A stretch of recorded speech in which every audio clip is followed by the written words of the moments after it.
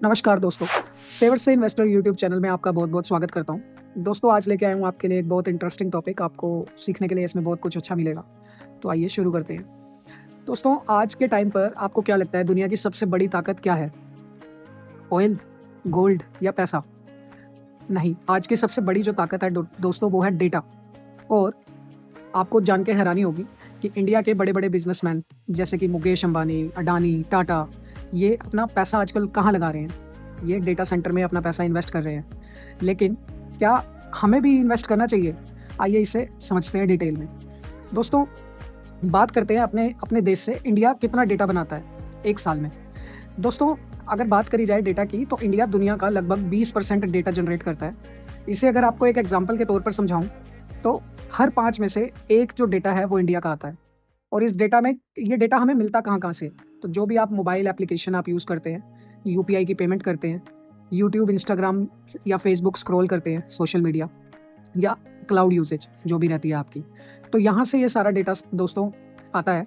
और अगर मेजरमेंट की बात करी जाए तो इंडिया में हर साल लगभग 30 से 40 ज़ेटाबाइट्स का डेटा प्रोड्यूस करता है। अब आप सोच रहे होंगे कि ज़ेटाबाइट क्या होता है?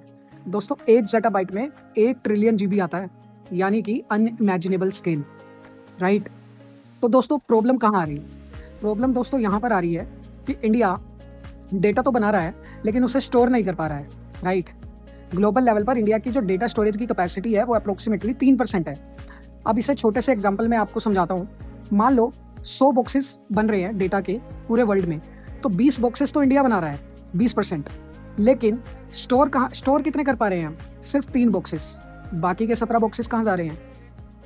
तो सवाल ये आता है कि डेटा हमारा जा कहाँ रहा है? तो इसका अगर मैं आपको अप्रोक्स डिस्ट्रीब्यूशन समझाऊं तो यूनाइटेड स्टेट में यानी कि अमेरिका में हमारा अप्रोक्स 50% डेटा सेव होता है, राइट? यानी कि हमारा जो मैक्सिमम डेटा है वो अमेरिका में पड़ा हुआ है। अब इसे कंट्रोल कौन कर रहा है डेटा को?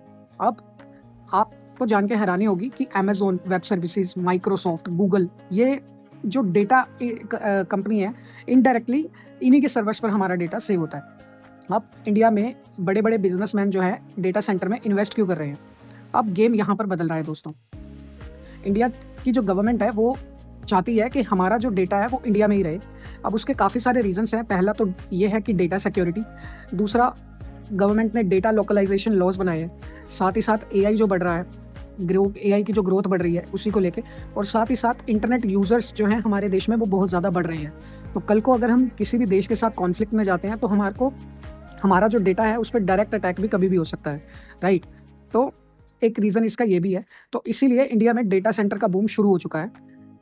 और इसमें ग्रोथ की अगर आप बात सुनेंगे तो आप हैरान हो जाएंगे। अब 2020 की बात करते हैं। 2020 में हमारी इंडिया की जो डेटा की स्टोरेज कैपेसिटी थी वो थी अप्रोक्स 375 मेगावाट की, राइट? बट 2025 में हमारी इंडिया की कैपेसिटी डेटा स्टोरेज की वो हो चुकी है अप्रोक्स 1500 मेगावाट, यानी कि सिर्फ 5 साल में ही 4 गुना का ग्रोथ आया दोस्तों यहाँ पर, राइट? और हर साल ये जो ग्रोथ रेट है वो 20 से 25% की CAGR पर हो रही है। तो 2030 तक ये इंडस्ट्री 5 से 6 गुना तक और बढ़ सकती है। और इसमें ऑलरेडी आपको पता ही है, जैसे कि मैंने आपको बताया कि बड़े बड़े बिजनेसमैन इंडिया के जैसे कि रिलायंस इंडस्ट्रीज, अदानी ग्रुप यहाँ पर इन्वेस्टमेंट कर रहा है। और इन्वेस्टमेंट के साथ साथ यहाँ पर बड़ी जो हमारी कंपनीज हैं जैसे गूगल, माइक्रोसॉफ्ट, इनके साथ टाई अप भी कर रहा है। और डेटा इंफ्रास्ट्रक्चर को बनाने के लिए लार्सन एंड टर्बो जैसी कंपनी की भी ज़रूरत पड़ेगी, राइट? तो सबसे इम्पोर्टेंट सवाल ये आता है कि अब इसमें पॉजिटिव और नेगेटिव रिस्क बेसिकली क्या रहेगा। पॉजिटिव की बात करें तो हाई ग्रोथ इंडस्ट्री है, फ्यूचर डिमांड भी इसमें बहुत ज़्यादा है और गवर्नमेंट का सपोर्ट भी है। और अब गवर्नमेंट की भी यहाँ पर बात करते हैं।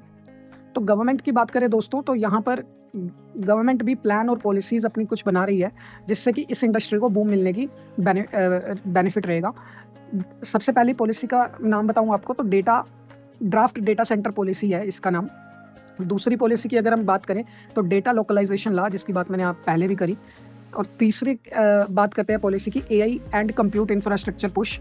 इसमें गवर्नमेंट ने 38,000 प्लस GPUs लिए हैं फॉर एआई इकोसिस्टम के लिए। तो दोस्तों ये तो गवर्नमेंट की हमने बात करी। अब बात करते हैं इसमें रिस्क की। तो हाई कैपिटल कॉस्ट है, आपको पता ही है डेटा सेंटर बनाने के लिए पैसा जो है वो बहुत ज़्यादा लगता है। साथ ही साथ इसमें एनर्जी की कंजप्शन भी बहुत ज़्यादा होती है, एनर्जी पे बहुत ज़्यादा डिपेंडेंसी रहती है। और कंपटीशन भी है ग्लोबल जायंट्स के साथ।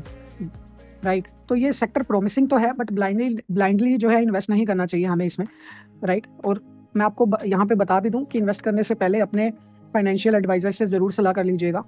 तो बेसिकली फ्यूचर सिंपल है, डेटा इस सेंचुरी की पावर होने वाला है, और जो डेटा कंट्रोल करेगा वही फ्यूचर कंट्रोल करेगा। अब सवाल आपसे, क्या इंडिया डेटा सुपर पावर बन सकता है? कमेंट करके ज़रूर बताइएगा। वीडियो पसंद आई तो लाइक करें, सब्सक्राइब करें और कमेंट ज़रूर करें। थैंक यू सो मच दोस्तों, अगली वीडियो में मिलेंगे आपसे। जय हिंद।